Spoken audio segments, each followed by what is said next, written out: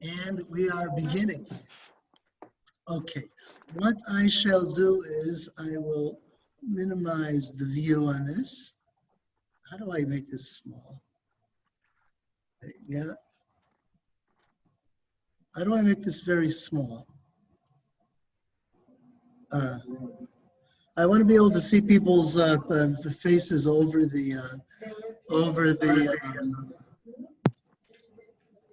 I'm not showing my face. Don't worry about mine. Okay. All right. הבן שלי עושה כל מיני שטויות No, that's not it. רגע, אני צריכה לתקן את הפנים שלי. You know what we'll do? Whatever. Well, I'm going to be mostly using the daftafan, right? So, okay.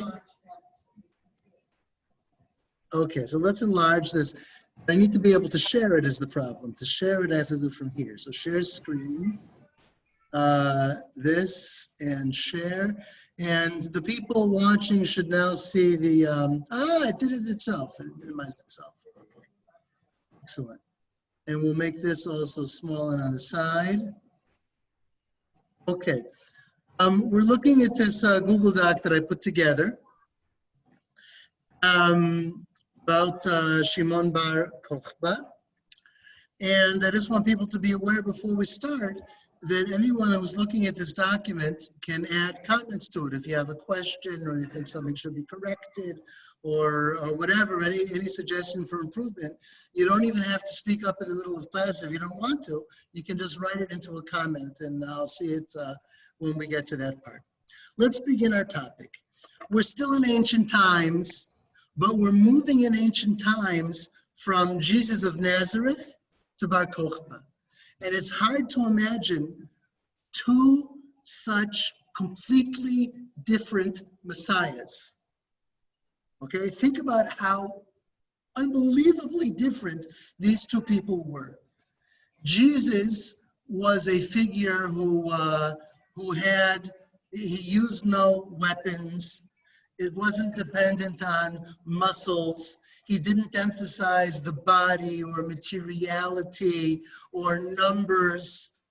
Jesus was always focused on the spiritual, right? On the heart, not only in terms of the world, even in terms of the commandments. He would say that the true meaning of the commandment is not in the physical keeping of the commandment, it's in the heart, or what it means inside to the heart. And this man was not a warrior. This man was not someone with power. And this man was someone whose only power was in the ideas that he expressed or that his students spread. As opposed to that, Bar Kokhba is a figure he's a warrior and he's a fighter and he's extraordinarily physical and he's extraordinarily focused on government and on economics and on taxes and and of course on armies. Okay, and on even the physical landscape, okay, we're going to see and talk about tonight, to change the physical landscape in order to be able to be victorious in a war. These are two completely different examples of messiahs. The first one was rejected completely by the Jewish tradition. The second one is kind of chetzi. Right? He's someone whom the Jewish tradition both remembers as something Jewish and even to a limited degree takes succor from and gets and uses as an example. But on the other hand, someone whom the Jewish tradition at the very same time has a lot of reticence and a lot of disapproval for at least some of what that figure represented. So two initial tastes of the topic. Okay, one is in Hebrew and one is in English. The main reason why I selected number 2, besides it's being cute and having a certain point, is because it's in English. But first we'll do the one in Hebrew, which is a song that Esther already started playing on her, okay, followed me, good, on her telephone. This is a website called Midreshet, which is a website for Hebrew songs. It gives you the words, usually with vowels, and several different options of recordings for how to play them. So if you've ever been in a kumsitz and people are singing and you didn't know the song, this is the website to go to learn how to sing the song and learn the words to the song. I'm going to suggest, I tried out the various recordings, I'm going to suggest recording number 3. Okay, which is from the 1970s. I'm going to press play, and I'm going to give you the words immediately afterwards so you can follow the words. And while the song is being sung, I will very, very briefly translate it simultaneously. I'll also try to make this bigger.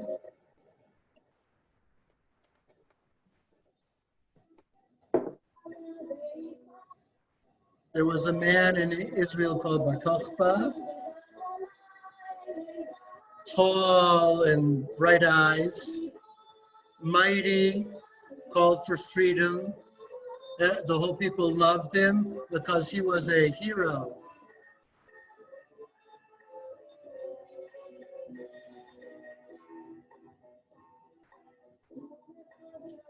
But then something sad happened.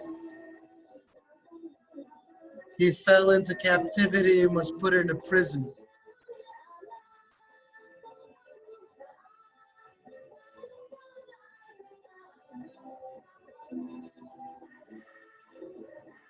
I think we were having the way.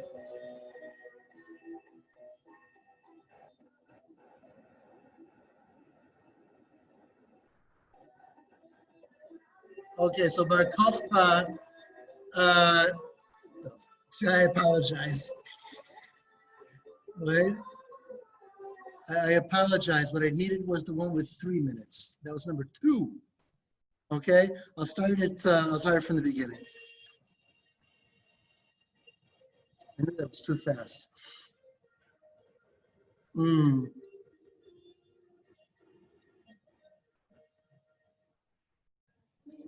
This will be easier. A man was called Bar Kokhba in Israel. Tall, bright eyes. Called for freedom, the hero. And the whole people loved the hero.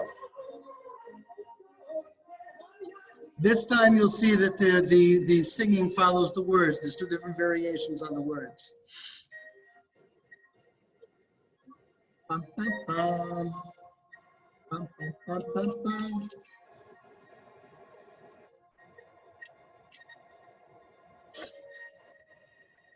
Bum, bum, bum, bum, bum, bum.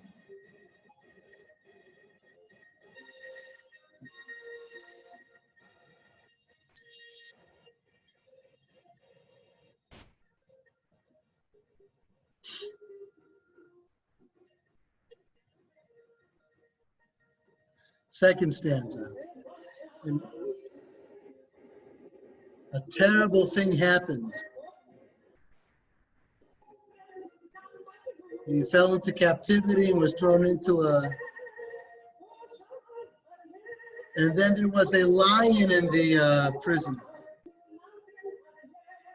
And when the lion saw Bar Kokhba, he fell. He pounced on him.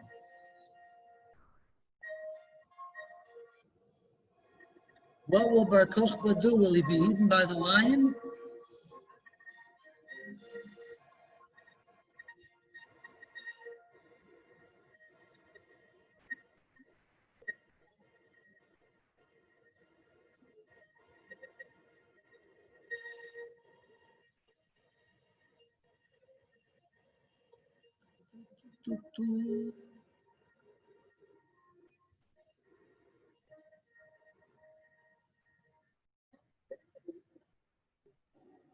But he was so powerful and brave.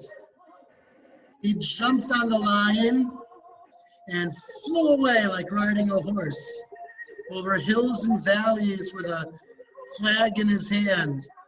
And the whole people clapped their hands and shouted, "Hooray, hooray."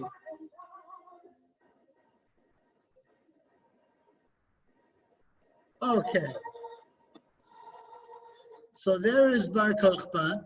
I have here for you the history of the song. It's a song written for Lag BaOmer. It was written in 1929, based on a poem by Shaul Chernyakhovsky, the Zionist author, and it was originally from a historical novel for children, written by a maskil called Kalman Shulman in 1958.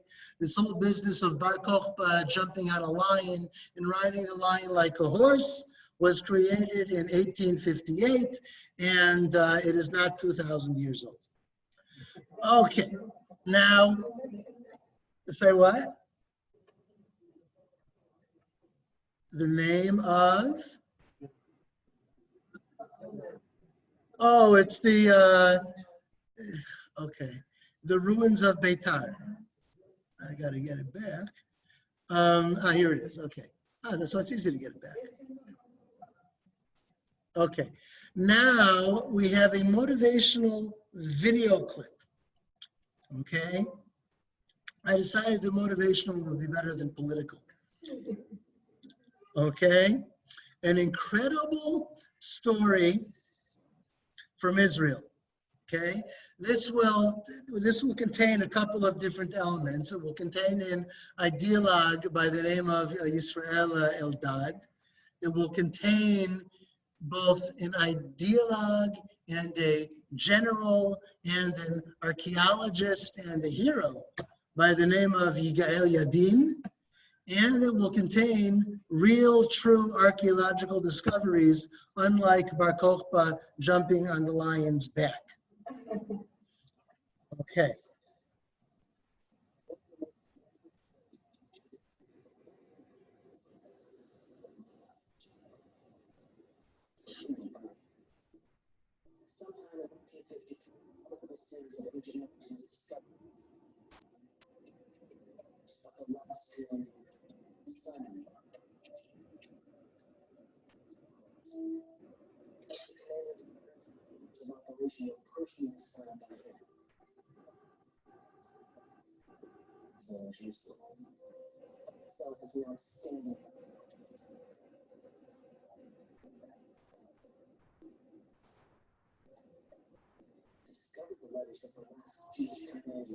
Is there sound? You don't have sound? Can't hear it. Do others have sound?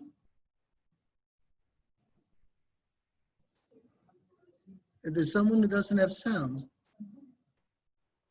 I can't. I can hear you, Avi. I can't hear the video. I can hear that there's some blop. Caroline, Miriam, do you hear the video? Not really. You know, you have to, I wrote you in a chat, I wrote you how to do that. You go down near the, it says more, and then you can click on it, and you can actually set share sound of a computer. Then we hear it better. Just a second. Okay. I sent you a message before. Okay. Okay, it's hard to keep track of the different things here. We have new, what do I need? I need more, and I need to, no, what I need is F11 first of all. Then I need to go to, I need to minimize this too. It says so there. Where? It says, if you go to more, it says a few options. Where's more? More in the... and then it says share sound of the computer. Just press that. Share computer sound. Yes. I didn't know they had that in Zoom. Okay. That's okay. Thank you. So let's go back now to this and see if people have sound. One of the most amazing stories in Jewish history is recorded in the journal of Professor Yisrael Eldad, the chief ideologue of the Lehi, the Freedom Fighters of Israel. Sometime in 1953, a remarkable series of ancient letters was discovered in the Judean desert. These were the letters of the last commander of Judea, Simeon Bar Kokhba, the leader of the last great revolt against the Romans. The letters addressed to commanders in various theaters of operation were personally signed by him. Now, they are on display at the Israel Museum in Jerusalem. This by itself is an outstanding archaeological discovery, but it is not the most miraculous part of the story. The true miracle lies in the fact that the person who discovered the letters of the last Jewish commander was the well-known archaeologist General Yigael Yadin, effectively the first commander of the new Jewish army. For 1,820 years, Bar Kokhba's letters lay hidden in the Judean desert, in clay pots where they were preserved for some unknown date in the future. They were waiting until they reached their final destination.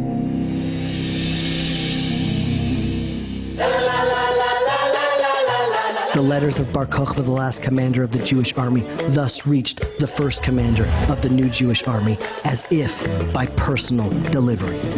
What Israel Eldad does not write about is what Bar Kokhba wrote in those letters and how relevant it is today. He ordered his men to deliver palm branches and citrus fruits, lulavs and etrogs to his soldiers in the battlefield. It was Sukkot, and his Torah-observant troops wanted to serve God while they served in his army. Those letters are a call to us from the days of Rabbi Akiva, serving in the Jewish army and serving God, learning to defend ourselves and learning Torah is our way. It always has been. This is our chance to revive Zionism, to renew Judaism, to infuse the Jewish soul into the Jewish state, to bring the spirit of Torat Israel to diaspora communities and the diaspora to Israel, and to bring all Jews together. At the center of all this stands the new, invigorated World Mizrahi Movement.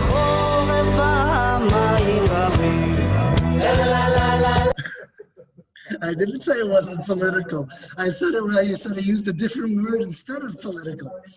Okay? The guy who made this video, Jeremy Gimple, he tried to get into the Knesset through Naftali Bennett's party.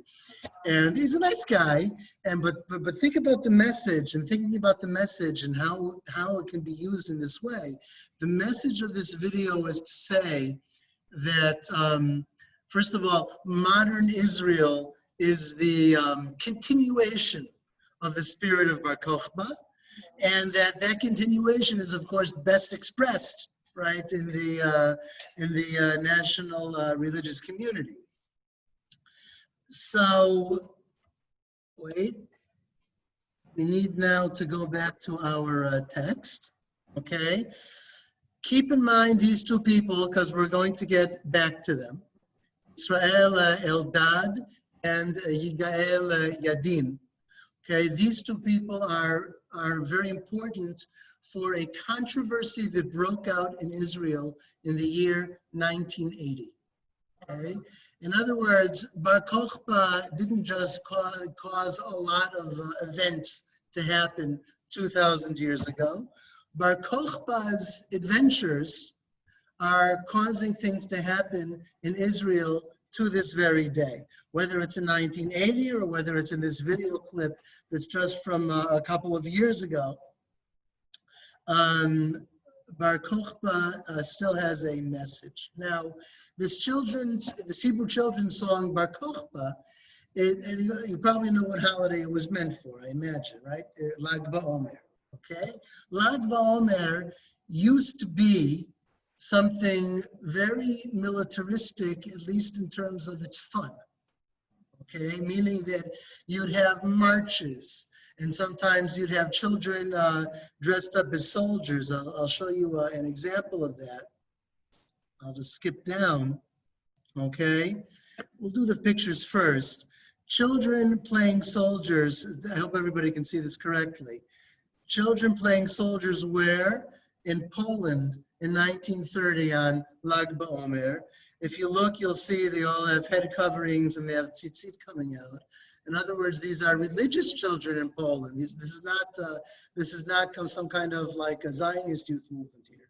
Okay, these are religious children in Poland playing soldiers on Lag BaOmer, meaning that this militaristic theme of Lag BaOmer is not just a Zionist thing. It comes out of the story of Bar Kokhba.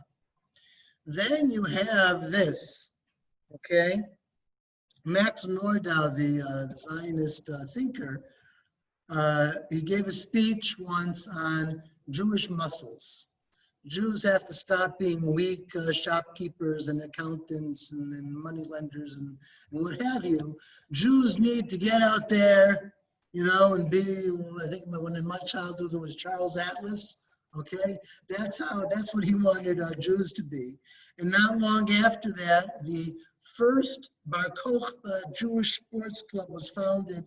Where else but in Berlin in 1934, right? These are Jews reacting to the Nazis. We're going to get tough, right? And we're going to stand up for ourselves, and we're going to build a powerful country. This is a Zionist thing, right?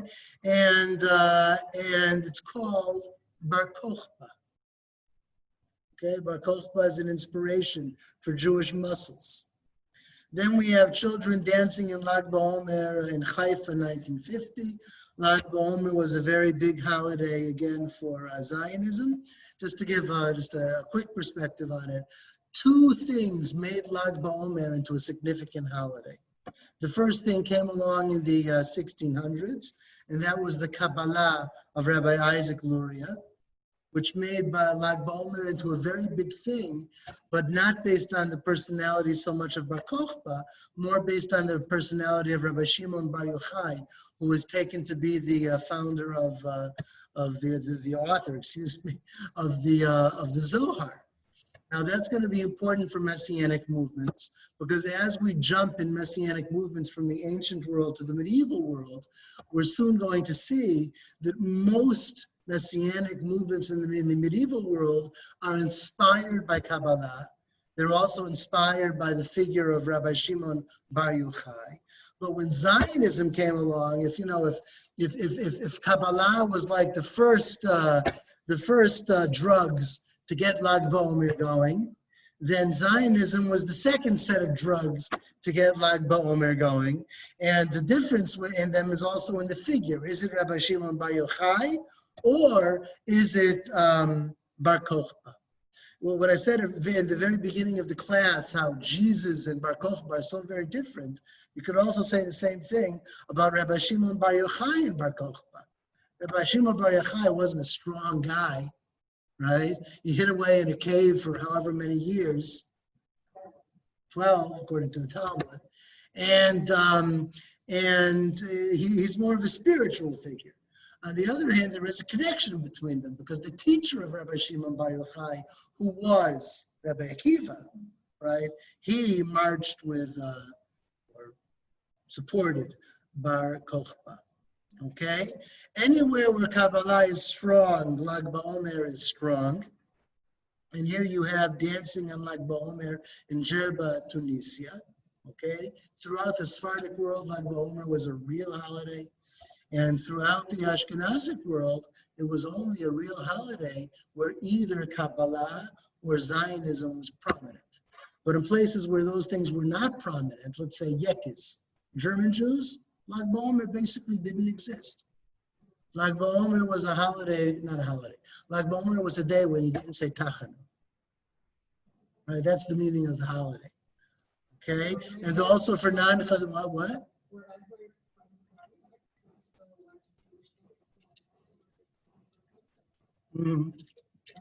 But day for picnics where? Washington, D.C. Okay. And this is already 20th century, right?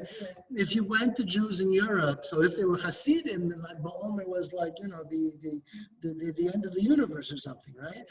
But if it was Misnagdim, or if it was Yekes, then it wasn't a very significant day. Okay?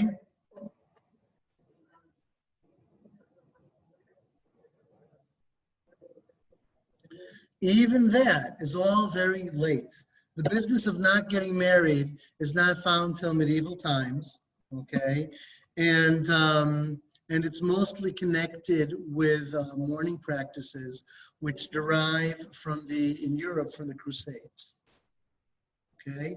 And even though I told you that Sfaradim are so, like Bomer, such a big deal, Sfaradim are less strict about the mourning practices than Ashkenazim, okay, during the counting. What? In general, not always. Probably in more ways they're lenient than they're strict. There's ways that Sfaradim are more strict too. For instance, you've heard of glatt kosher. Glatt kosher. So, if you're in North America in the mid-20th century, you can buy either kosher meat or glatt kosher meat. And if you buy kosher meat, then nobody thinks that you're a goy. Maybe they think, yeah, it'd be better if you bought glatt kosher meat, but there's also kosher meat. Sfaradim, only glatt kosher. Okay, the rules, what makes meat glatt kosher, that you check the smoothest of the lungs, for Sfaradim, that's a requirement, not an option. Okay, so there's some things the Sfaradim are more strict about, but in the majority of things, it is fair to say that there was a more lenience, and that's true too for the mourning period before Lag BaOmer. Now let's get back to Bar Kokhba. The three major Jewish wars against Rome are, number one, the Great Revolt, destruction of Jerusalem, which we talked a little bit about last time because it comes right after Jesus. The second I also mentioned last time is the revolt of the diasporas, which is less well known, but maybe not less significant. The numbers that are talked about by the Roman historians may be exaggerated and may be biased, but even to exaggerate it that way, it means it's something that shook you. The Roman historians talk about the Jews massacring 250,000 people, not in one place, but in several places. Okay, in North Africa and in Egypt and in Cyprus. And this was a very big thing in the Roman Empire. Hadrian begins to rule in 117 CE, which you'll see is the very end of the revolt of the diasporas, meaning he was at the end of putting down this revolt and crushing Jewish resistance in the diaspora. Then he comes into the kingdom of Judea, right? And no more monkey business. And in the very beginning, it seems that he is relatively willing to let things be as they are. Jerusalem is destroyed. The temple is gone. But the Judeans, he's going to more or less live in the situation in which they find themselves. However, towards the end of his rule, and certainly towards around the year 130, we begin to see something else. We're going to see some of the evidence and what made the Bar Kokhba rebellion break out, and the evidence is not clear. There are a lot of things which are called the Hadrianic persecutions, okay? And the most famous examples that you find in rabbinic sources are the prohibition on circumcision, the prohibition on keeping the Sabbath, okay? And for a couple hundred years already, historians have been debating whether these were things that were the Jews' fault or were Hadrian's fault. Meaning, was it Hadrian who decreed these things, and then the Jews said, we're not going to take this, and they broke out in a revolt? Or did the Jews break out in a revolt, and then to punish them, right, Hadrian did this? The more traditional Jewish historians say it was Hadrian's fault, meaning that Hadrian made these rules and then the revolt breaks out. The less traditional Jewish historians say the opposite, and there's really no way to resolve the debate because you have these testimonies that in Hadrianic times these things happened, but the testimonies are not clear about whether it's before the revolt or after the revolt. The one thing we're going to see that is clearly before the revolt is the creation of, of Aelia Capitolina, where he's going to make Jerusalem into a pagan city and build a temple to Jupiter on the site of the Temple Mount. And that we now know today, despite all the 19th century historians, was clearly before the breakout of the Bar Kokhba revolt. And if the other things were afterwards, then that means that that was probably the reason for the breakout of the Bar Kokhba revolt. What? It is, I think it is recording. Okay. Yes, it's recording. It says so here. It's the circle there. Okay. Now, I asked a question here at the end. Were all of these a continuation of the Maccabean struggle against Hellenism? You can look at it that way. Everyone's aware. The Jews were aware that the Greek monarchies, the Greek empires after Alexander the Great, were one thing, and Rome is a new empire, also a more powerful empire, a more threatening empire, but it's a different empire. But the politics of one empire to another empire everyone knew this, but it may not have set that deeply in Jewish consciousness, because the Roman Empire is also trying to impose Hellenism. It's also trying to impose it's also trying to impose this Hellenistic culture. Part of Hellenistic culture was a very vehement opposition to circumcision, vehement opposition to the observance of the Sabbath. We find these things in the Hanukkah story, no less than we find them in Roman times.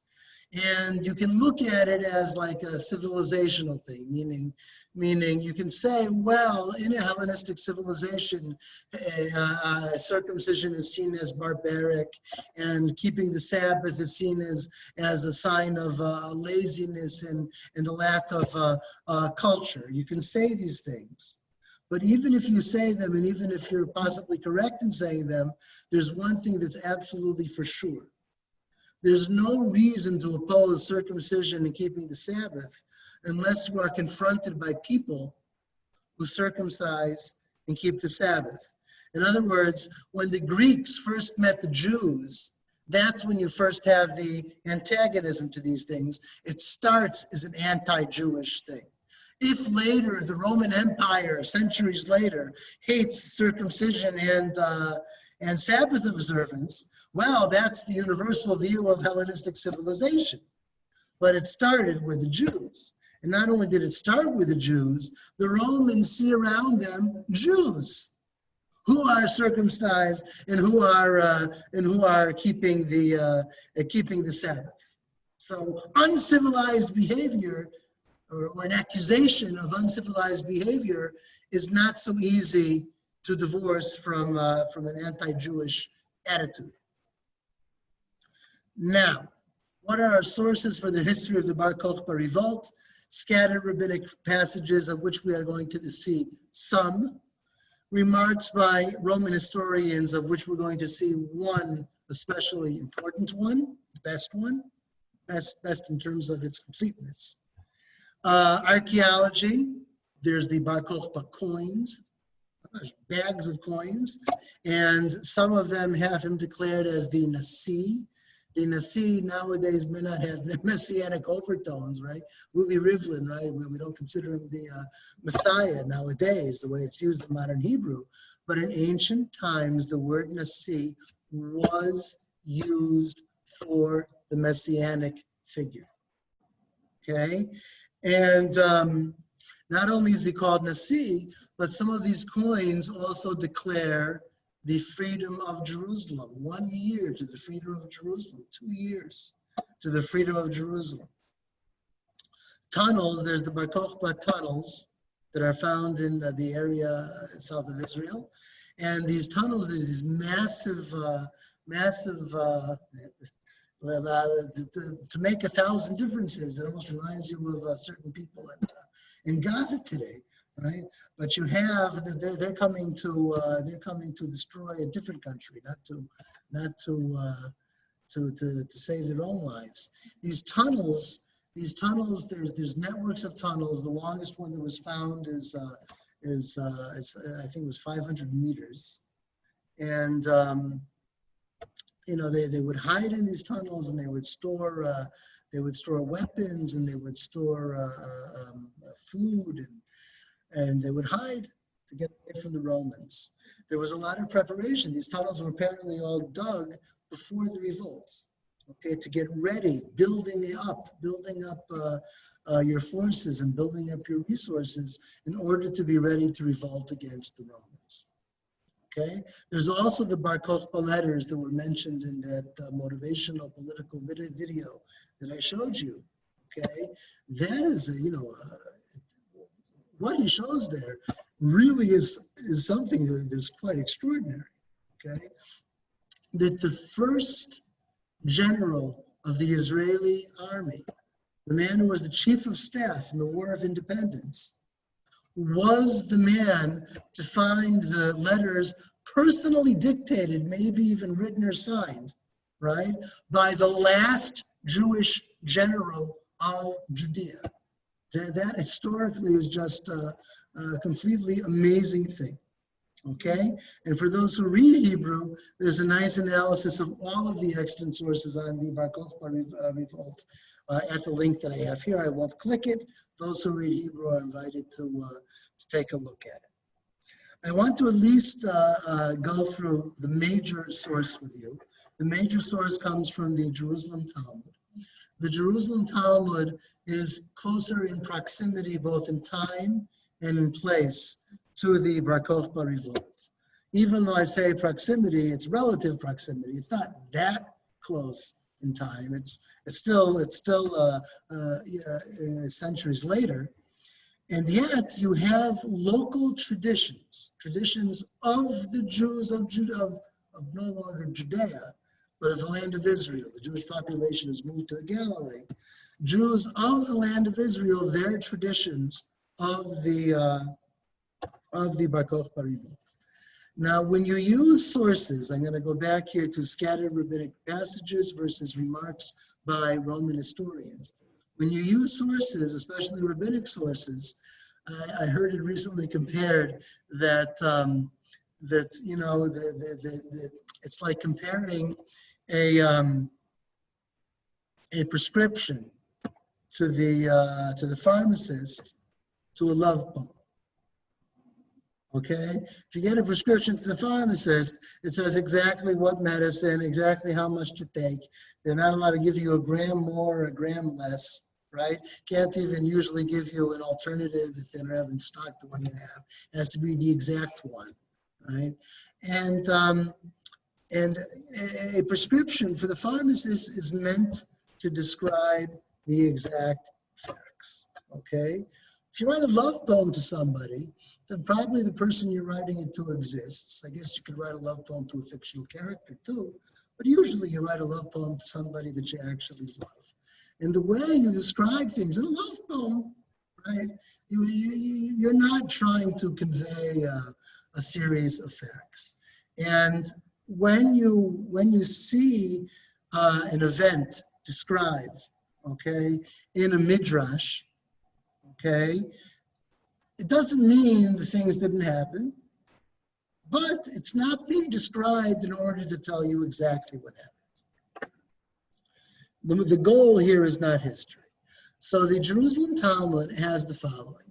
Rabbi Simeon Bar Yochai taught, Akiva, my master, expounded. He's talking about his teacher. Rabbi Simeon Bar Yochai was the student of Rabbi Akiva, who was the rabbi of Bar Kokhba.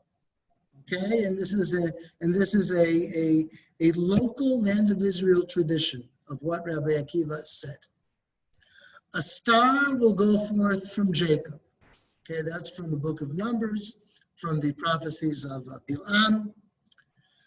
Koziba, a star is Kokhba. Koziba has come forth from Jacob. Okay, this is a midrash. The confusion about the name can be put aside, right? His real name is Koziba or Koziba. And Rabbi Akiva, that's what midrash does, not just here, but in millions of places. Midrash has a lot of fun by taking biblical words like kochav and taking another word that it sounds like. Okay, so kochav sounds like kosiba. When Rabbi Akiva would see Bar Kokhba, he would say, "This is the King Messiah." Okay? Denu Malka Mashiach in Aramaic. Rabbi Yochanan ben Torta said to him, "Akiva, grass will grow on your cheeks, and still the son of David will not have come." This is a famous argument, and what this shows is that the traditions of the Jews of the land of Israel preserve an argument, okay? They're not pro-Bar Kokhba, they're not anti-Bar Kokhba. Rather, they're telling you that there was a debate about Bar Kokhba, okay? And we know that in the end, Rabbi Yochanan ben Torta was right. Okay, after Rabbi Akiva was murdered, okay, grass did grow from his grave, and the son of David had not yet come. And now we have the awful memories. Rabbi Yochanan said at Hadrian's command, they killed 800,000 in Beitar. 800,000 is an enormous number, okay, certainly in ancient times. And even though it sounds like a number that's way off anything that you could possibly think would happen, it turns out that the Roman numbers are not that different, as we'll see. They're not the same, but they're not that different. Okay, Hadrian besieged Beitar. Yeah, or a genocide. I'm going to show you soon a historian who tries to justify the word genocide for this. Yeah.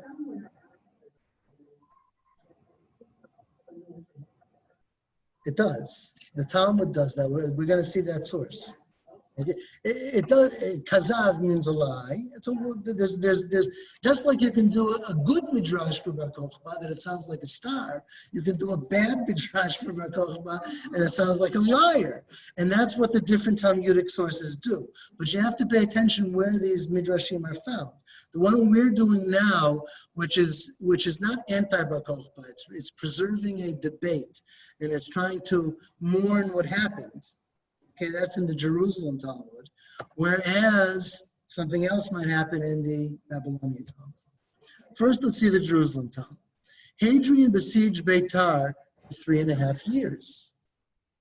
Okay, that is a long time to stand up to a Roman siege. Rabbi Elazar of Modi'in used to sit on sackcloth and ashes and pray every day, saying, "Master of the universe, do not sit in judgment today, please." Meaning, do not let this day be the day that you punish your children, using the Romans. Hadrian wanted to go to him, to Rabbi Elazar of Modi'in. One Samaritan said to him, "Do not go, for I will go and see what can be done to deliver the city to you." In other words, the Samaritan is going to help the Romans, right, destroy Beitar. When I read this, I had like thoughts about the Good Samaritan in the New Testament. Jesus, right, wants to show that the Pharisees are all corrupt, and the people that you should be relying on, they'll do nothing for you. And even a Samaritan who the Pharisees hate is a much nicer guy, right, than the Pharisees themselves. That's why you have this talk about the Good Samaritan. Whereas in the Talmud, right, you have the exact opposite. The Samaritan is going to be the one who, out of his deep hatred for the Jews, for the Pharisees at least, is going to lead to the destruction of Beitar. So the Samaritan went through the city's drain pipe, went and found Rabbi Elazar of Modi'in standing and praying. He pretended to whisper in his ear. The people of the city saw him and brought him to Ben Kokhba.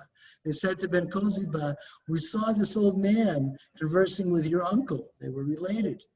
Kokhba said to the Samaritan, "What did you say to him and what did he say to you?" What was this whispered conversation that never really happened? He said to him, "If I tell you, the king will kill me. And if I do not tell you, you will kill me. I prefer the king should kill me and not you." The Samaritan continued and said to him, "He, Rabbi Elazar of Modi'in, said to me, I will surrender the city." meaning you have an opponent of the revolt among the rabbis, and now the Samaritan is betraying him to the commander. Ben Kokhba went to Rabbi Elazar of Modi'in and said to him, "What did that Samaritan tell you?" "Nothing." "What did you say to the Samaritan?" "Nothing." Kokhba gave Rabbi Elazar one kick and killed him. Immediately a heavenly voice went forth saying, "Woe to the worthless shepherd who abandons his flock. Let a sword descend upon his arm and his right eye. His arm will wither and his right eye will be blinded. You have killed Rabbi Elazar of Modi'in, the arm of Israel and their right eye. Therefore you, Bar Kokhba, your arm will wither and your right eye will be blinded." Immediately Beitar was captured and Ben Kokhba was killed. So here you have him presented as a person who murdered a chacham, who murdered a Torah scholar, and this is what leads to his defeat. He brought his head to Hadrian, Hadrian said, "Who killed him?" So one Samaritan said, "I killed him." Hadrian said, "Show me his corpse." He looked at the corpse and found a serpent coiled around it.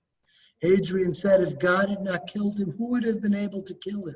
I never had such a great foe in all of my rule."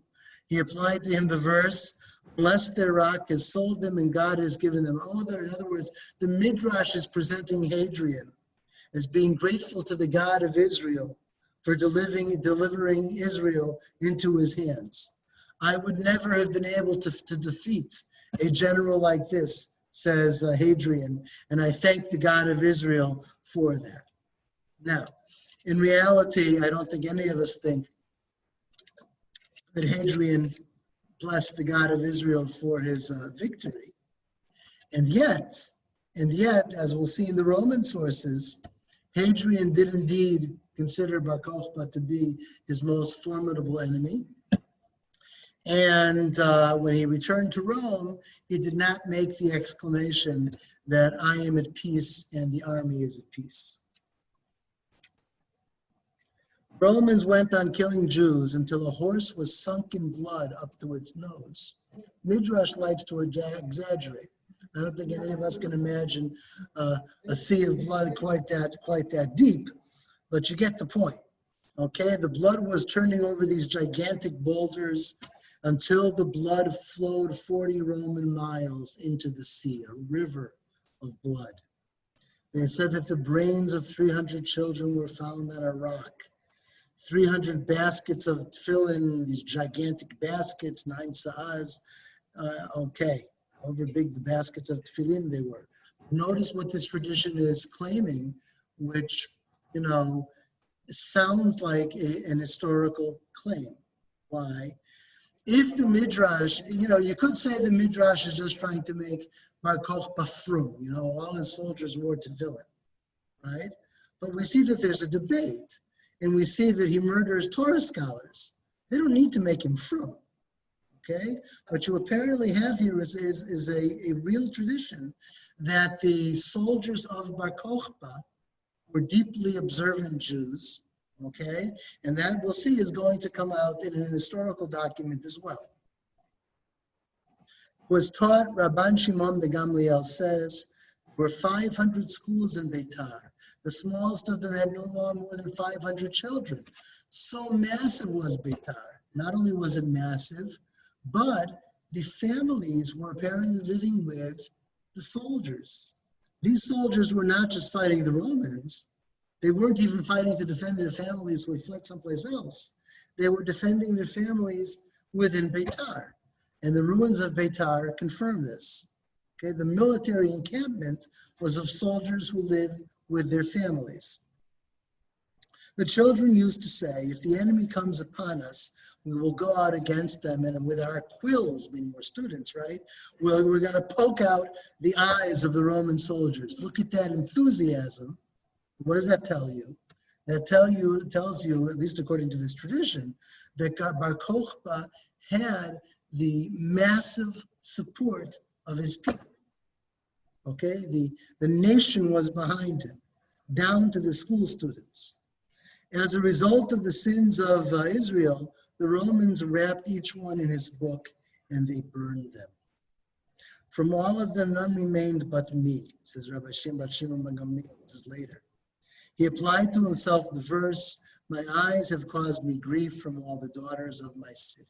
I'm the only one left. The evil Hadrian had a large vineyard, 18 Roman miles by 18 Roman miles. Again, Midrash likes to exaggerate the size of things, the dimension of the distance from Tiberia to Tzipori. That is quite a vineyard.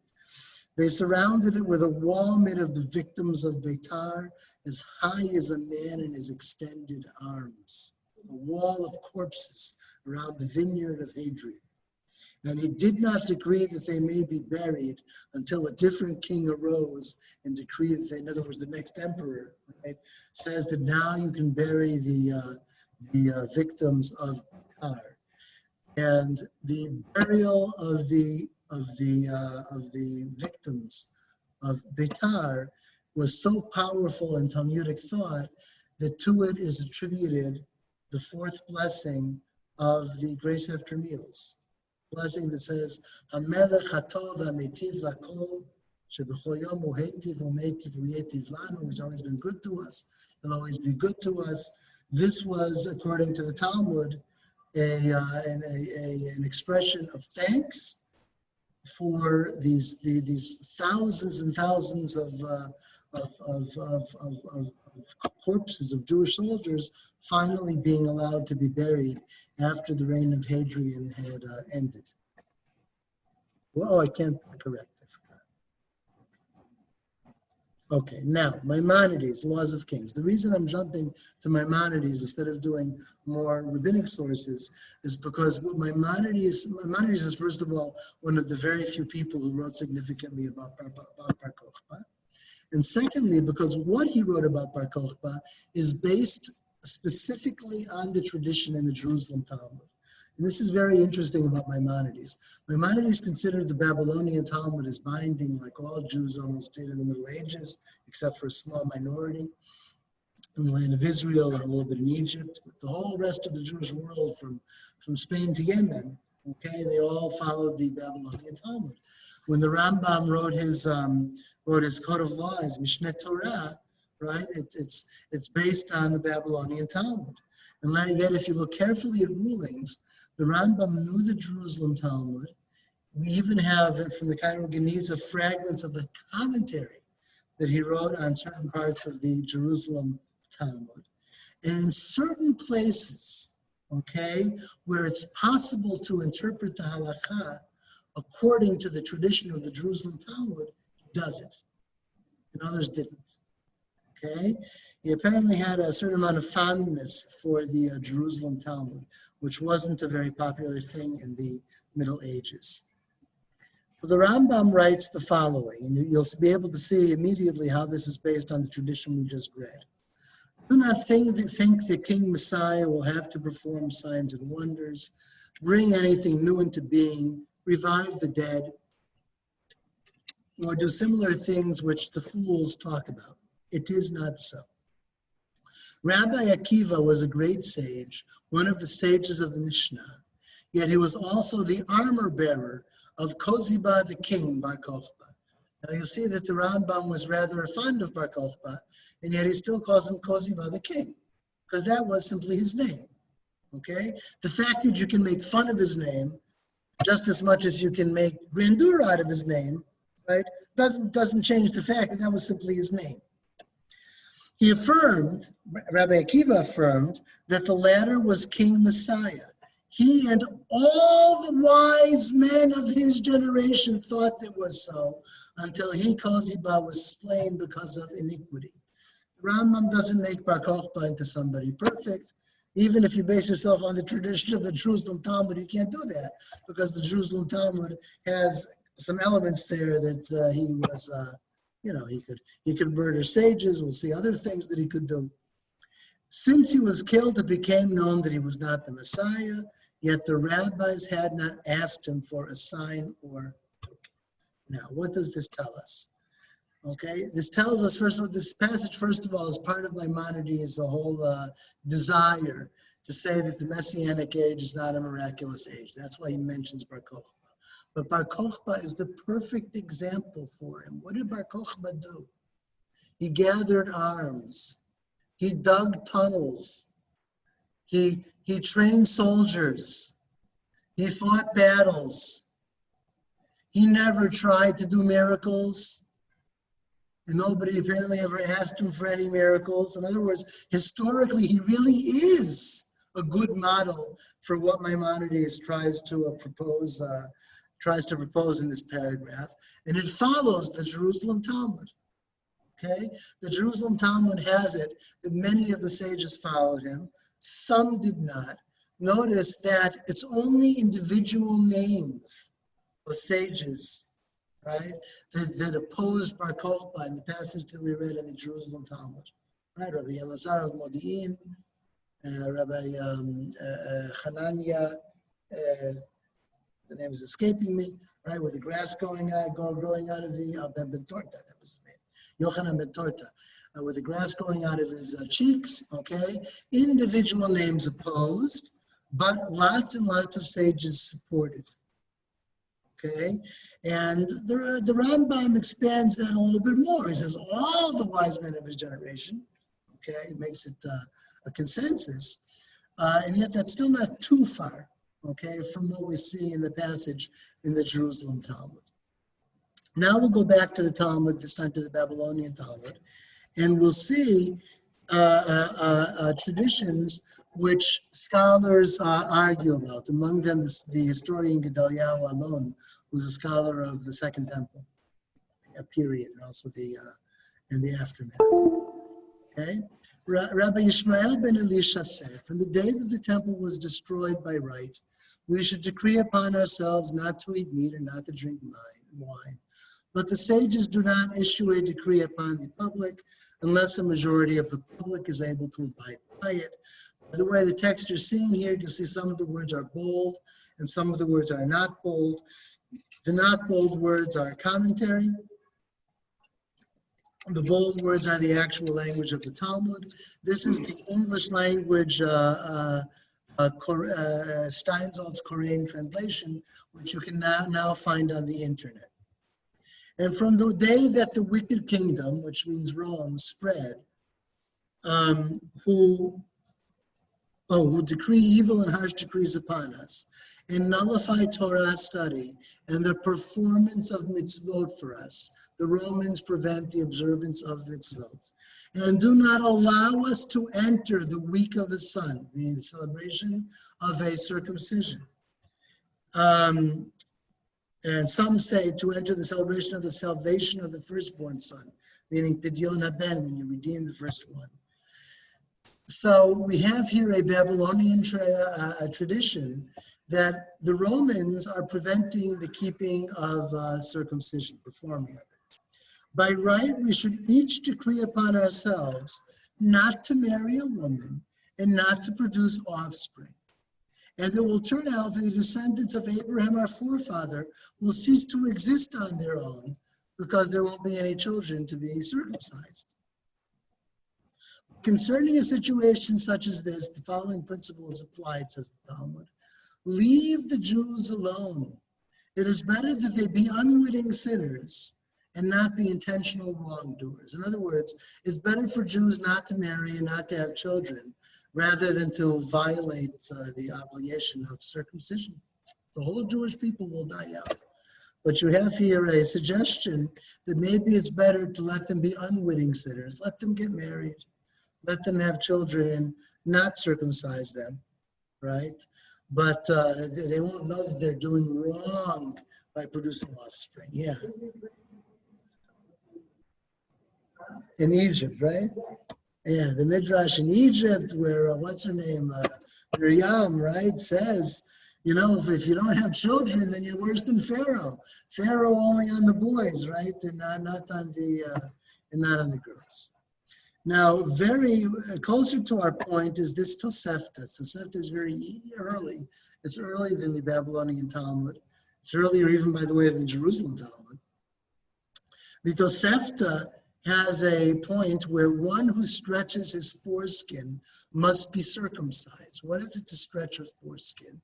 Jews in Hellenistic societies would males, right? They would try to pull the skin back over the sexual organ so that people could not tell that they had been circumcised, basically could not tell that they're Jewish, okay? And that must have been a painful thing. Maybe you needed stitches, right? Rabbi Judah says, one who stretched, excuse me, I'm sorry. The Tosefta now says that if you have a Jew who did this and now wants to repent of it, this Jew needs a new circumcision. You have to bring the foreskin, right, back down to where it belongs after a circumcision. But Rabbi Judah disagrees. One who stretched his foreskin must not circumcise himself because it is a danger. The question is, what is this danger? You initially think it must be the danger that they know you're Jewish, right? And they're going to get you for it or something. Infection, okay? It turns out, according to the commentaries, it actually has something to do with sexual temptation. The idea is that there's more sexual temptation if you are uncircumcised, and this will lead you to the danger of sin. They said to him, there were many who circumcised themselves in the days of Ben Koziba. Okay? The debate here is not about the Bar Kokhba revolt. The debate here is about whether some guy who tried to revert his circumcision needs a new circumcision. Okay? But, by the way, what is this passage telling you? That in the time of Bar Kokhba, there was a prohibition against circumcision. And so there were Jews who tried to hide their circumcisions. And here there's no like rabbinic, what am I trying to say? Midrash likes to exaggerate things and teach you lessons, and it's like a love poem. Here, it's telling you this in an unintended fashion.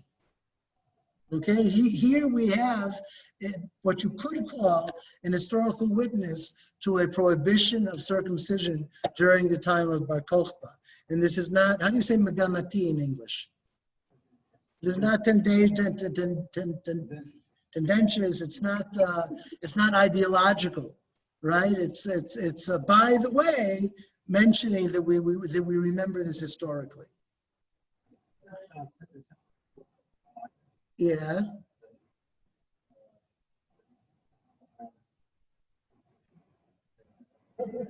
Are you so sure? You go to the bathhouse.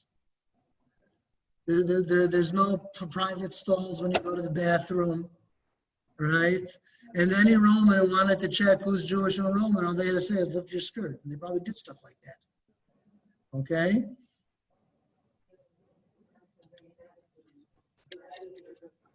Yeah.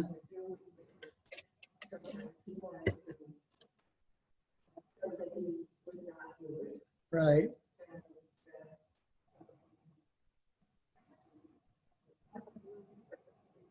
Yeah.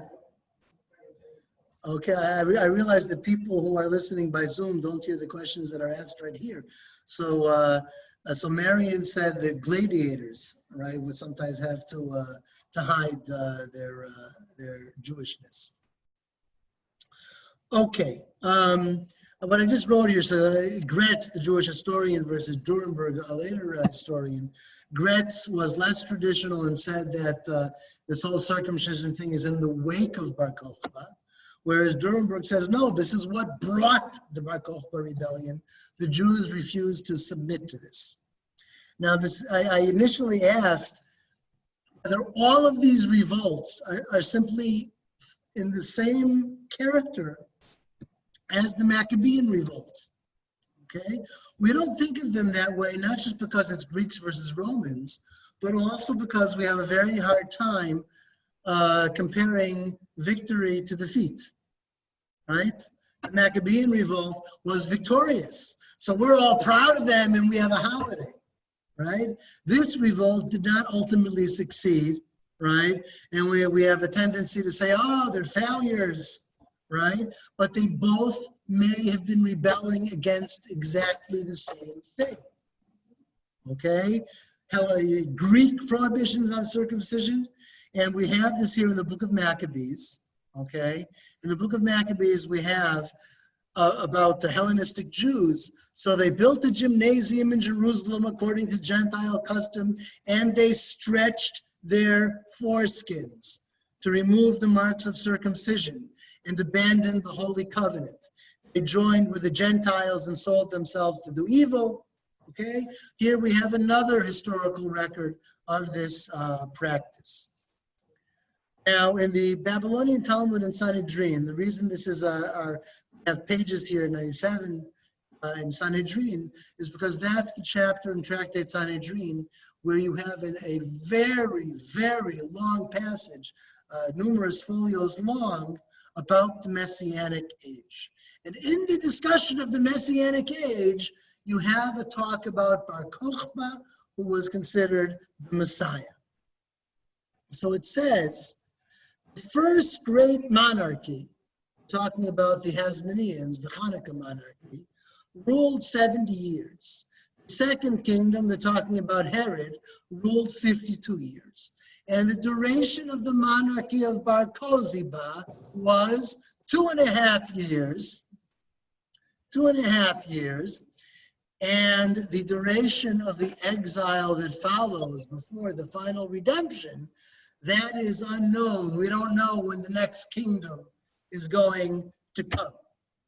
Okay? What do we have here? We have 2.5 years. Okay? We had in the Jerusalem Talmud that he defended Beitar, if you remember, for 3.5 years. Okay? There's a slight discrepancy there, but we have more or less agreement on roughly how long this rebellion lasted. Okay?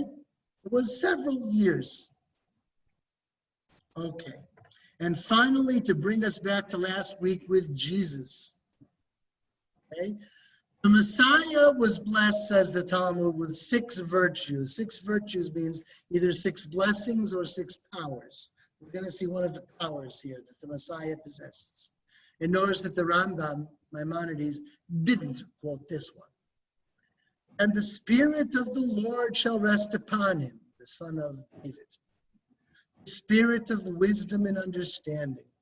The Spirit of counsel and might. The Spirit of knowledge and wisdom of the Lord. And his delight, v'haricho, and fear of the Lord, yes. And his delight, v'haricho, shall be the fear of the Lord. Okay? The Talmud here counts 6, right? Wisdom, understanding, counsel, might, knowledge, and fear of the Lord. Those will be 3 blessings or powers that the Messiah will have. Okay? And the last one, which is just the next verse, okay? V'haricho b'yirat Adonai. V'haricho sounds like reach, smell. This is a midrash, okay? Reach, smell. The Messiah will have a special miraculous power of smell. Well, what does smelling have to do with the Messiah? Okay, we saw this last week, if anybody remembers. Anybody remember? That the Messiah can judge just by sensing the situation. Doesn't need witnesses, doesn't need investigations, right? The Messiah just comes and does justice, okay? Last week, it may have been by just hearing justice or speaking justice. Here, we're going to have it by smelling justice. But even though it's a different one of the 5 senses, it's based on the exact same verses of Isaiah that we saw last week.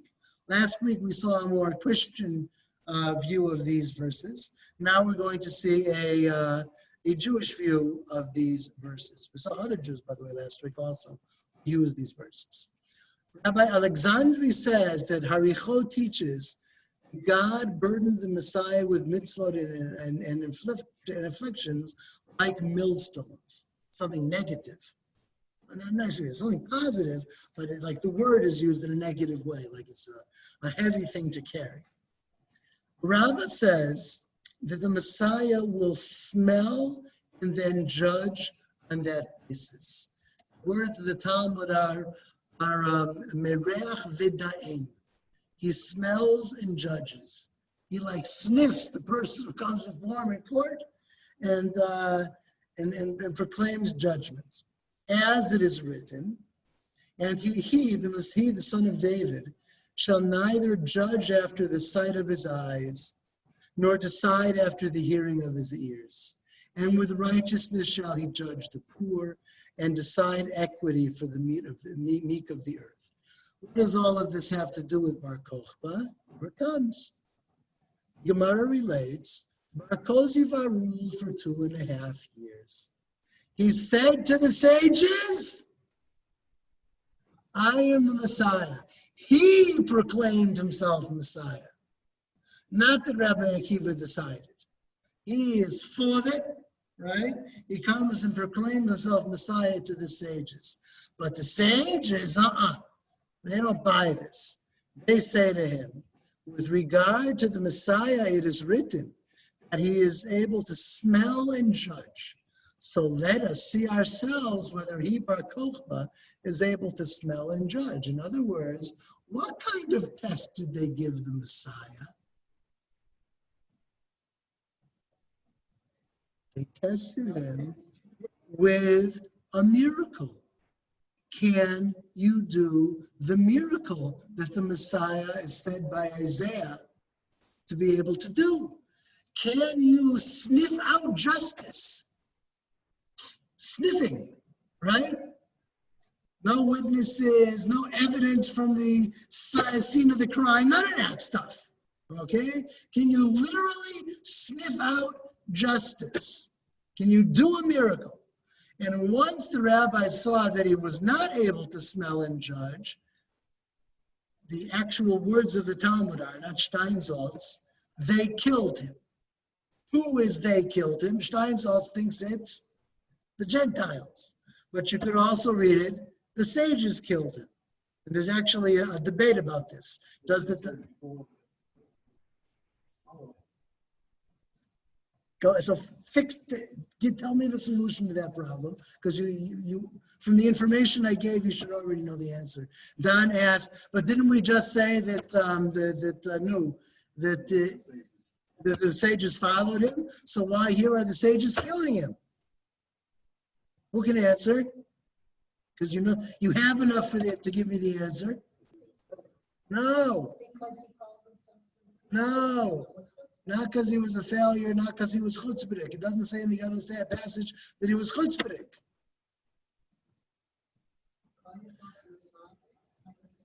Because this is the Babylonian Talmud, and that is the Jerusalem Talmud. The tradition of the Jerusalem Talmud is that most of the sages followed him. The tradition in the Babylonian Talmud is that all of the sages, except for Rabbi Akiva, right, know that he was fraudulent, and they tested him with a miracle.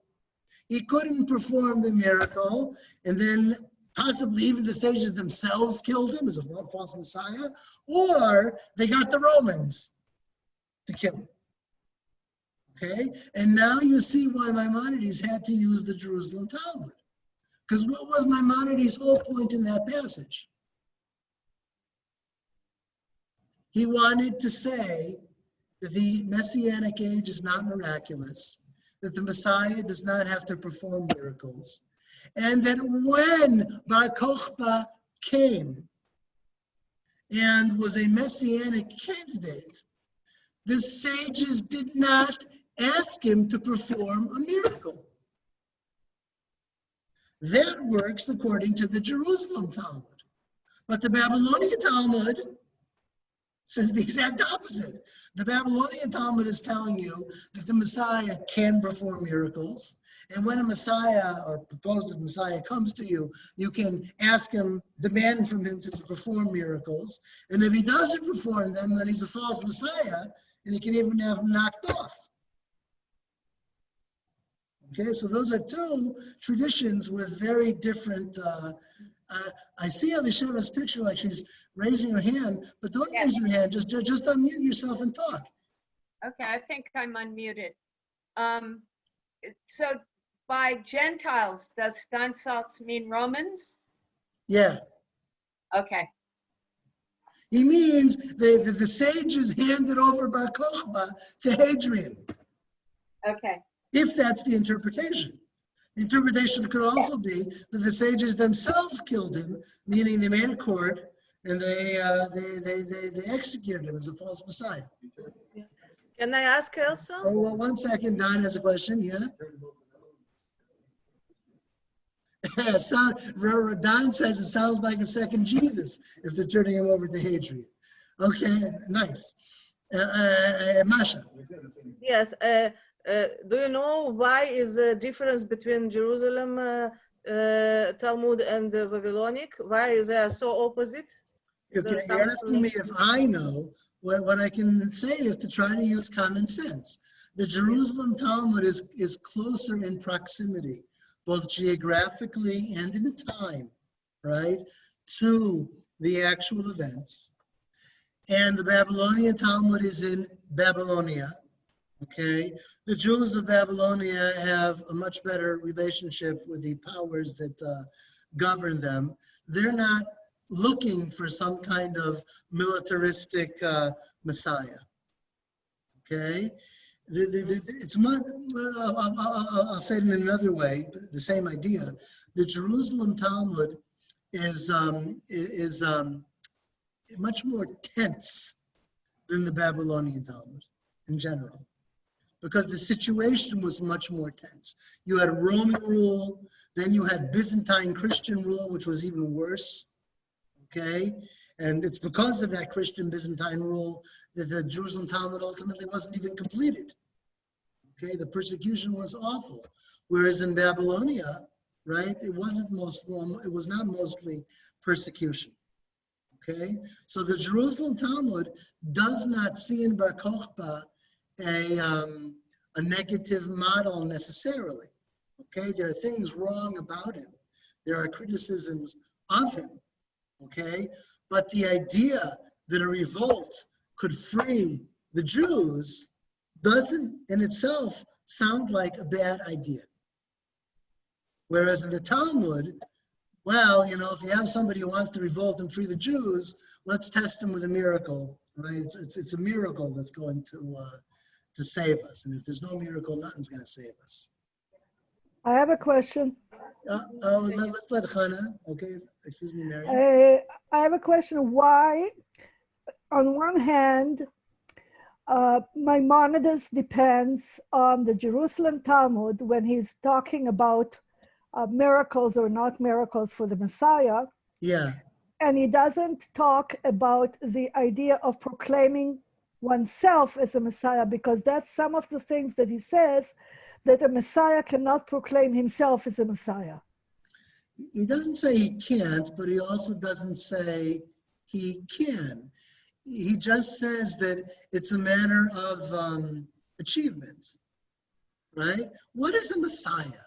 A Messiah is a person who has to achieve certain things according to Maimonides, right? So you watch the Messiah and you see if he achieves them. Except that it does say there that others have to proclaim him as a Messiah and not he himself. But only when he finishes. When he finishes, it's evident that he's the Messiah.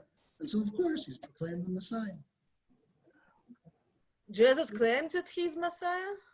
That's a good question. Did Jesus claim that he's Messiah? Did he actually? In the New Testament, he certainly does. Okay. Don. Well, he doesn't deny it. Jesus doesn't deny that he is. Okay, in the New Testament, he clearly, positively proclaims it. Hey, Don, yeah.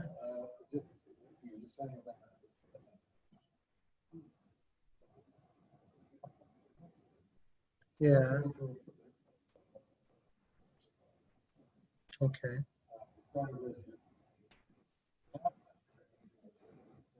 Yeah.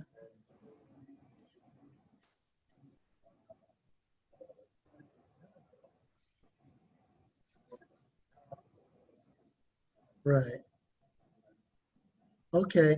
Don is suggesting that Moshe Rabbeinu, also proved himself the Redeemer as he redeemed, right?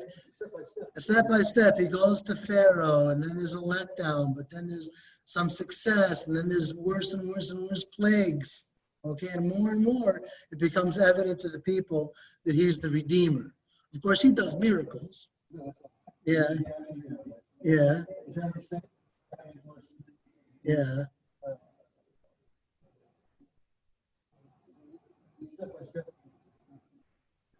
He went through a process. So process-wise, you can compare the two.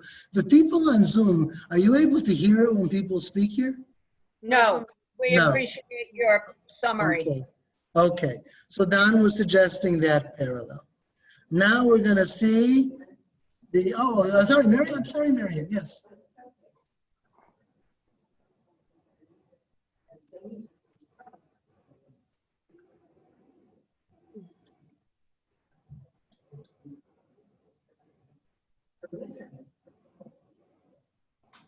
Okay. Okay, Marion is asking, how could the Talmud possibly say that they killed him? So first of all, the Talmud is ambiguous. The Talmud doesn't say who killed him. Based on the context, it could be the sages, and some of the interpreters say that it was, or it could be Kitlu. Okay, like God abandoned him, and then eventually the Romans killed him. It doesn't have to be that they killed him or even that they handed him over. Nonetheless, you do have rules in the Torah about false messiahs, false prophets is what I'm going to try to say, and maybe you could build some kind of case for that. Now, I want to look at the main Roman historian. I guess today we're going to mostly do history, but there's some extraordinary contemporary relevance of this story. Maybe we'll leave that for the initial part of class next week before we get to the medieval, the early medieval messiahs. Okay. Here, I might even ask somebody on Zoom to read. You can hear what people on Zoom speak, right? Okay, I might ask someone on Zoom to read. Anybody willing to? Cassius Dio Bar Kokhba? Cassius Dio was a Roman historian who lived more than a century after the events. There does seem to be, a lot of truth in what he writes, and yet he hates the Jews with a passion, and he certainly has his own biases. If somebody's willing to read, I'd be grateful. Okay, I'll read. Go ahead. At Jerusalem, Hadrian founded a city in place of the one which had been razed to the ground, naming it Aelia Capitolina. And on the site of the temple of the Jewish god, he raised a new temple to Jupiter. This brought on a war of no slight importance, nor of brief duration. Now, this is very, very important. Here is the historical source, which, by the way, is reconstructed from fragments. He doesn't have, he had a book, but we don't have a book by Cassius Dio. We have fragments of it, some of which are significant enough to learn something from, many of them. And here we have it very, very clear that it was the actions of Hadrian that precipitated the revolts. Okay? Now, he doesn't mention in this paragraph circumcision and Sabbath. He doesn't bring that up. And yet, even if circumcision and Sabbath were after, right? We still have here something very major, right, which precipitates the revolt. And think about what this means, okay? As long as Jerusalem rests in its destruction, the Jews always have hope that this emperor or the next emperor or the emperor after that or the revolt that will come, right, that we will be able to rebuild this city and rebuild this temple. But if the emperor builds a Hellenistic city and a temple to Jupiter, which to the Jews is disgusting, on the site of the Holy Temple, and that city thrives, then what will be the chances 10 emperors from now, right, to change the situation? In addition to the fact that the followers of Bar Kokhba are pious Jews, and the idea of a temple to Jupiter on that site is something that infuriates the people. Okay, go on, please, Elisheva. This is not this is in fact not exactly, but a little bit similar to what infuriates some of the let's say zealots of today, with the Al-Aqsa Mosque being in that place. No, we cannot make that comparison. The only reason I feel initially a little bit skeptical is because Hadrian really intended to do it. The Roman historian admits that it was the act of the emperor which precipitates the revolt.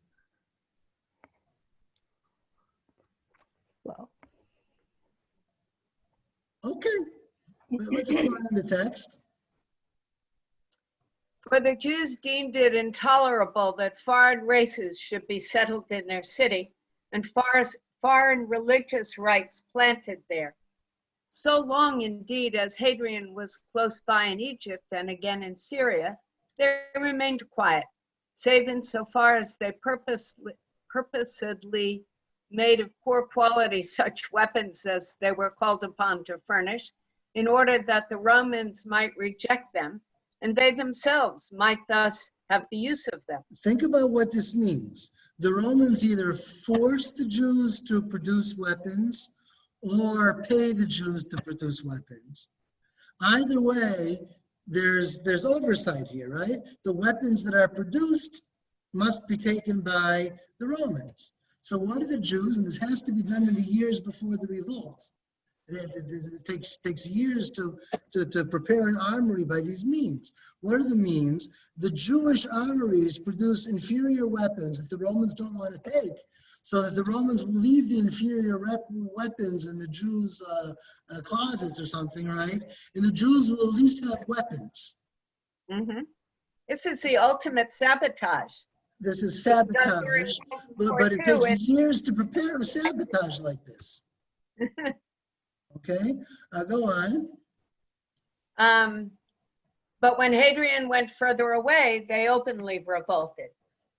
To be sure, they did not dare try conclusions with the Romans in the open field, but they occupied the advantageous positions in the country and strengthened them with mines and walls, in order that they might have places of refuge whenever they should be hard pressed, and might meet together unobserved underground. Underground, and what do we find in modern times?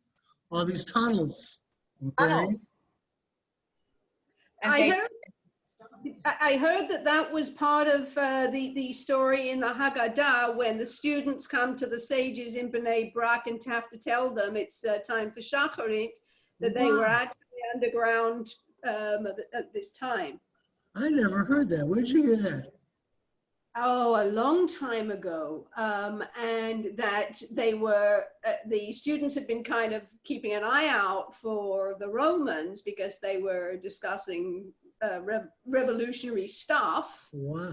Now that you say it, it sounds like an obvious theory, but I never heard that or thought of it. Why didn't they know it was sunrise in the Haggadah? Because they were at a top. How do you like that? Okay, I'll remember that for Pesach. Tell at the table. Okay, go on, please, Lisheva. And they pierced these subterranean passages from above at intervals to let in air and light. That kind of kills the Haggadah, though. Well, maybe it was a tunnel that didn't have. Oh, but that's how they got to the sages. I think it makes Okay. perfect They sense. got to the sages through. They didn't Okay. notice.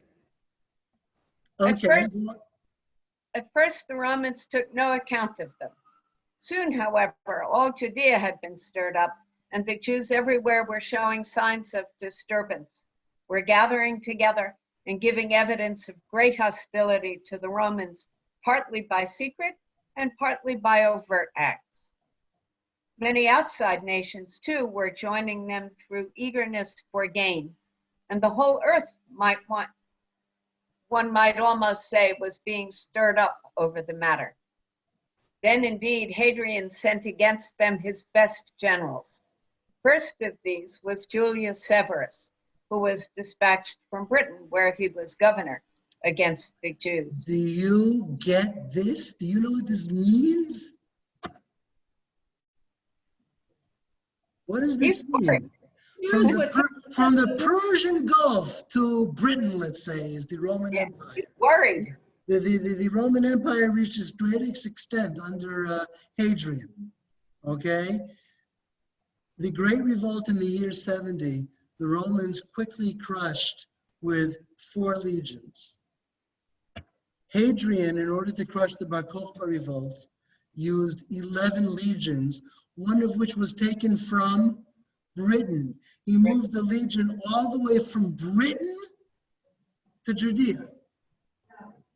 He needed such forces to crush this rebellion. A legion, I looked in Wikipedia for a Roman legion just to see what it was like. It was over 5,000, in Hadrian's time, it was over 5,000 soldiers. And apparently some of the soldiers may also have had like assistants and people did other things, right? And so if each legion is 5,000 soldiers, and you have this is myriads of soldiers, and maybe even hundreds of thousands if you have all these support units. And the numbers are just extraordinary. Okay, go ahead. So what did Severus from Britain do? Stop moving. Severus did not venture to attack his opponents in the open at any one point, in view of their numbers and their desperation, but by intercepting small groups, thanks to the number of his soldiers and his under-officers, by depriving them of food and shutting them up, he was able, rather slowly to be sure, but with comparatively little danger, to crush, exhaust, and exterminate them. Very few of them, in fact, survived. 50 of their most important outposts and 985 of their most famous villages were razed to the ground. 580,000 men were slain in the various raids and battles, and the number of those that perished by famine, disease, and fire was past finding out. Anybody remember how much the Talmud said? 800,000. The numbers are similar. The Roman source and in the Talmud. That's But more than the number is enormous. The number is almost beyond comprehension for the ancient world. that was more than was killed in the War of Independence, wasn't it? Well, the War of Independence, remember that we won, right? but it was 1% of the population. Yeah, which I believe was around 3 million at that time. No, 600,000.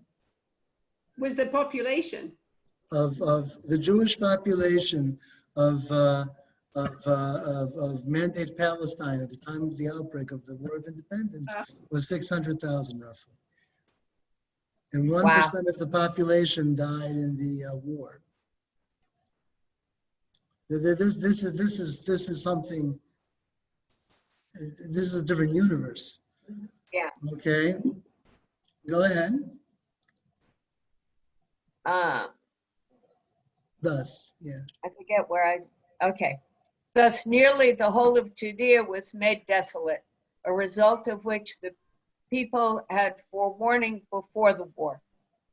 For the tomb of Solomon, which the Jews regard as an object of veneration, fell to pieces of itself and collapsed, and many wolves and hyenas rushed howling into their cities.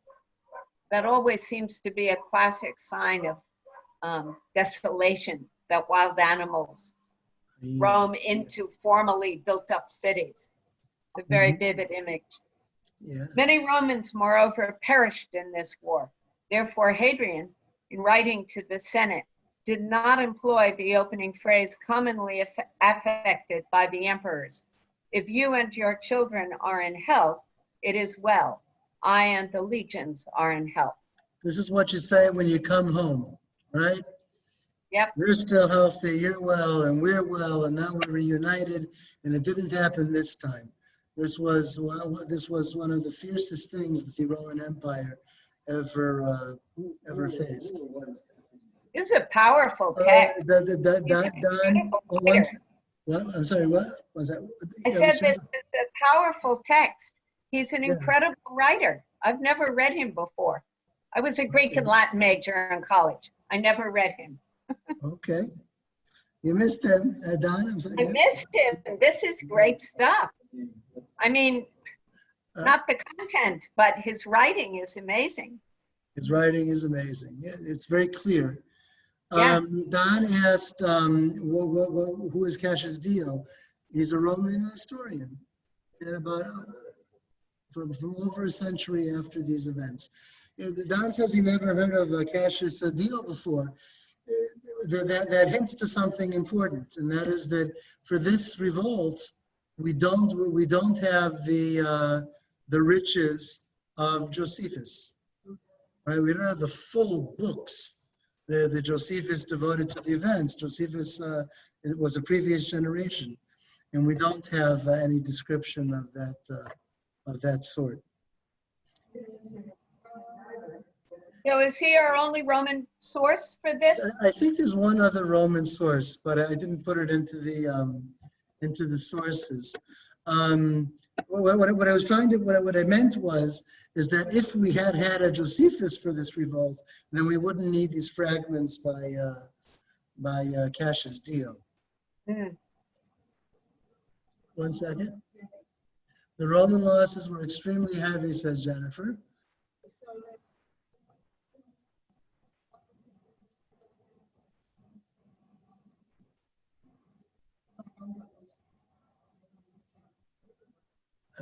Jennifer's asking, why would the Romans, if the revolt is so powerful and the losses were so great, why would they need to keep control of this faraway land?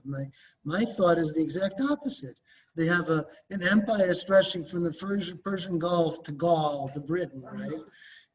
And if they let this happen here, imagine what will begin to happen elsewhere. You can't let rebels succeed. Not only that, but we're a major trade passageway in those times. Yeah. Whoever controls us controls money. Mm-hmm. And that's very true. So I'll go back now to the page. You all have the link to the page, and so if you want to look at this stuff again, even when we're finished, you have the link here to Cassius Dio, and you have all kinds of sources. Now we have here a modern historian who sums up the results of this war. Bevakasha, Elisheva. These texts, combined with the relics of those who hid in caves, wait a sec, our pictures are blocking half the text. Okay. These texts, combined with relics of those who hid in caves along the western side of the Dead Sea, tells us a great deal. tell us a great deal. What is clear from the evidence of both skeletal remains and artifacts is that the Roman assault on the Jewish population of the Dead Sea was so severe and this text is not well edited, comprehensive that no one came to retrieve precious legal documents or bury the dead. This is very important. Well, one second, this is very important. Huge numbers of skeletons. These are soldiers that fell or their families were found. Yeah, and just left. And you have people, you have things, you have possessions of people that, you know, you would have expected somebody would take care of, right? Somebody would come and get it. Or preparations that were done and then were never completed. There's one about a woman who prepares legal documents, okay, about her son, like to take care of it in the future, right? And it's just left there, right? She apparently was killed, and nobody came to get these things, or excuse me, or deal with these things, or bury the dead. Go ahead. Up until this date, the Bar Kokhba documents indicate that towns, villages, and forts where Jews lived were busy with industry and activity. Afterwards, there is an eerie silence, and the archaeological record testifies to little Jewish presence until the Byzantine era. In En-Gedi, this picture coheres with what we have already determined in part 1 of this study, that the crucial date for what can only be described as genocide and the devastation of Jews and Judaism within central Judea was 135 CE and not, as usually assumed, 70 CE, despite the siege of Jerusalem and the temple's destruction. Because Jerusalem is so essential that we think that when Jerusalem was destroyed, that was the end of everything, and Tisha B'Av, the 9th of Av, and that's it, okay? But Jewish life continued, even after the destruction of Jerusalem, until the fall of Beitar. That was the end of Jewish life in Judea, and that, by the way, was also on Tisha B'Av, the 9th of Av. Yeah. It's a city. And today you have a city called Beitar. It's in Gush Etzion. It's south of Jerusalem. Yeah. Okay. And I summed up a couple basic facts here now that we read all of that. The revolt was a military success at first, and the Judeans conquered Jerusalem, and they ruled, and they minted coins. They had an independent country, but only for a couple of years. Okay, and like in the 11 Roman legions, drawn all the way from Britain even, right? It took them 2.5 years, 3.5 years, whatever, to crush this revolt. And the great revolt, when Jerusalem fell, 4 legions took care of it, right? Fairly quickly. Okay. Now we will, here's the pictures that I had shown you. You see why sports and military things fit Lag BaOmer, and how instead of Rabbi Shimon Bar Yochai becoming the person of Lag BaOmer, in Zionism it became to be Bar Kokhba. And the truth is, it would be sad to do the next unit now, okay? Because it's so meaningful and important for modern day Israel, and for people who want to think of our own circumstances and in terms of circumstances back then. You know, Chana suggested earlier, you know, is there a similarity between the temples of Jupiter and the Temple Mount? Well, there's Israeli historians who have made comparisons between nowadays and Bar Kokhba that go well beyond that. And the debate is very, very fierce and very ideological. And I think we'll save that for next week. It has to do with, we'll take the first half hour of next week to devote to that. It has to do with what we saw in that video clip at the beginning of class, okay, where Yigael Yadin finds the Bar Kokhba letters, okay? That is part of a polemic in Israeli society since the year 1980, okay?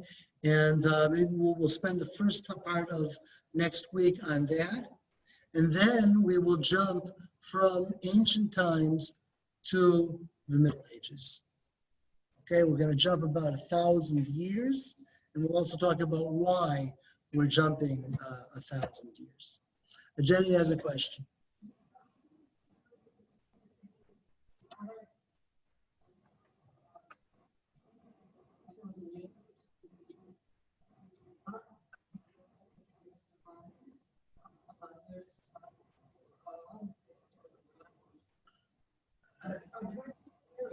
Yeah.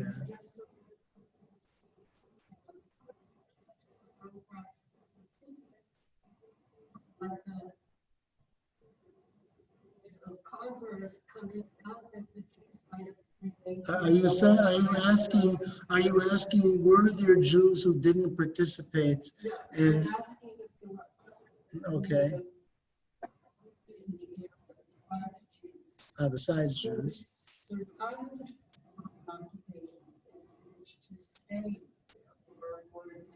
The Roman.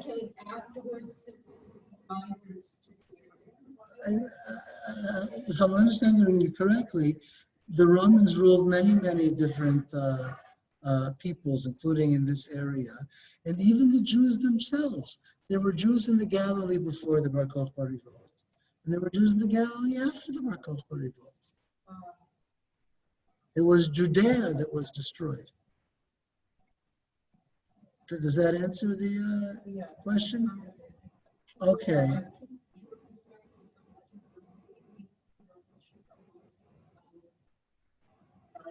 Okay, Jenny,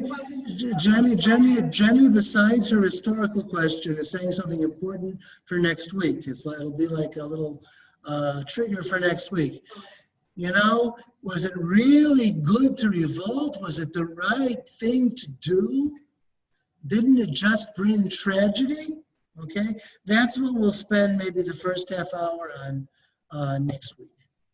Okay, I guess Bar Kokhba was a bit too much for one class, but we did the main bulk of it, and the one remaining thing, which is a very meaningful and important thing, we'll do at the beginning of next week.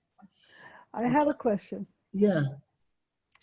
There is some kind of a reverse similarity between the destruction of the the tribes besides the Judea tribe, where the 10 tribes were destroyed and left, and only Yehuda, Malchut Yehuda was left.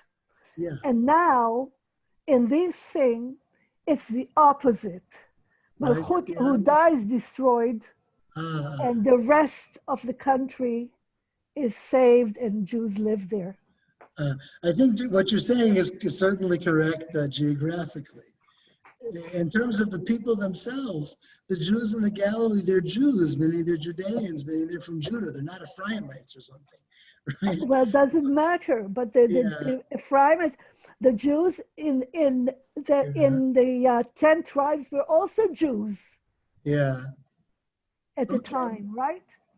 And they were destroyed, and only part of the Jewish people. So the first time the north disappeared and the south remained, and now this time the south was destroyed and the north remained. But it's not just that. I think the first time the kind of Jews that were the 10 tribes were destroyed. Okay. And the kind of Jews that remained were the kind of Jews in Judah and Samaria. What kind of Jews or Israelites were the 10 tribes? Well, that's the question I have, that what happened, what type of Jews were left after each time? There Okay. were kind of Jews that were left after the rebellion in the rest of the country were different in their practice. They're different in their Jewish thought and their Jewish beliefs and their Jewish practices than the ones that were destroyed. Okay. You're stating that? So we exactly the Babylonian Talmud and the Babylonian Jews that really flourished afterwards were actually descendants of the Jews that were not destroyed, and continue the kind of Judaism that flourished after that destruction. You're saying that the Jews of Babylonia are continuing a tradition. A tradition Yeah. of the Jews that remained in the Galilee. Okay. A tradition that flourished after the destruction. Uh-huh. Okay. I think I need time to sort out the point a little bit. Yeah. Okay. So there is a change in the way Judaism has progressed. And as there is a change in which Judaism has actually, changed itself with every kind of destruction that happened. Okay. So each time there's an historical calamity of this memadim, this magnitude. Okay. Then you'll have a response as to the nature of